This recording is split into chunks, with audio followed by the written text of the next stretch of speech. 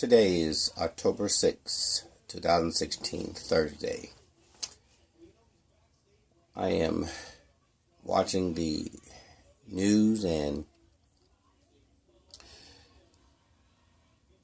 those who are on the East Coast, especially down in the Southeast, are looking at the hurricane called Matthew. Hurricane Matthew. It's at a Category 4 at this current time. It's about 2 o'clock p.m. Eastern Time.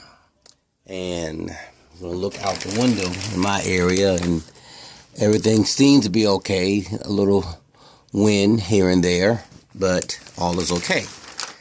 But I'm making this video because there is somebody down in West Palm Beach, Florida, in that area. And she decided to be interviewed, and she wanted to let the world know that she's going to stay. I'm shocked because it's who she is that really, like, okay, are you kidding me? So let's take a look at this clip. I hope this won't be the last time anybody will see her and her family. Although they've been warned, even by the governor, to leave the area. This is no joke. And yes, people do get complacent. So let's take a look at what she says.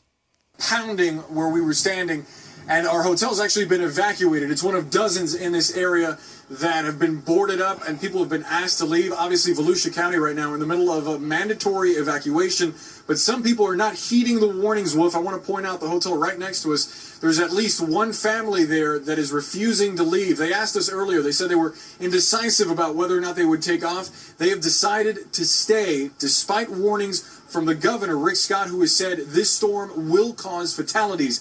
For several days now, he's been asking people that are in this coastal area to leave because the storm surge is going to be very, very strong, Wolf. We were standing more or less where the tide is landing right now just yesterday, and the waves keep coming closer and closer and growing larger and larger. It looks like blue skies now, but in a few hours, that will change. Despite that, again, a lot of people not heeding the warnings, sticking around. Not a very good idea when you consider that more than 2 people are in the evacuation zone right now. As you mentioned, Wolf, the largest mandatory evacuation since Hurricane Sandy back in closer to the hurricane.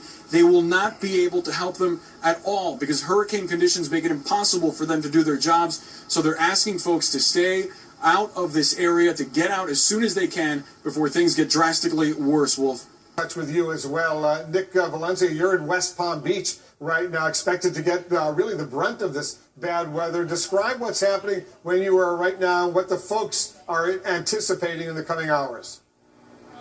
More people are staying in West Palm Beach and deciding to ride this storm out than leaving. It's going to be a really difficult situation for those first responders when they inevitably have to go in to try to rescue people who have decided to stay behind. Take shelter here for the next night or so, depending on how bad this storm is. Shanaye, why don't you come in here and join me? You've been through storms here before. You're a local resident. Yes. What are you expecting? Are you worried? Are you nervous? Concerned at all? I am a little bit worried because this storm has had more attention than the ones we had in the past. Right. But I think everything will be okay.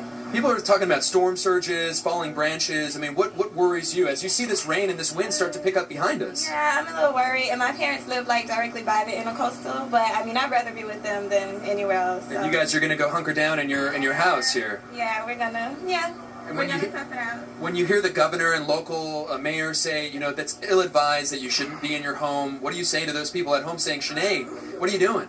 I don't know. I mean, I guess it's home. It's hard to leave your home. So I guess, yeah, we'll just have to see what happens. Any added precautions? We saw stores, empty store shelves, no bread left, no water left, generators gone. What have you seen have you gone to the store yet?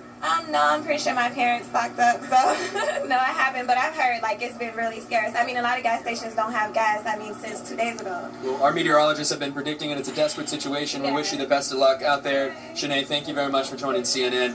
Wolf, Shanaye is one of those that is going to choose to ride it out, and like I mentioned, the mayor here in West Palm Beach saying that it's really unfortunate for her first responders. They're not going to dispatch anyone once these winds really start to pick up.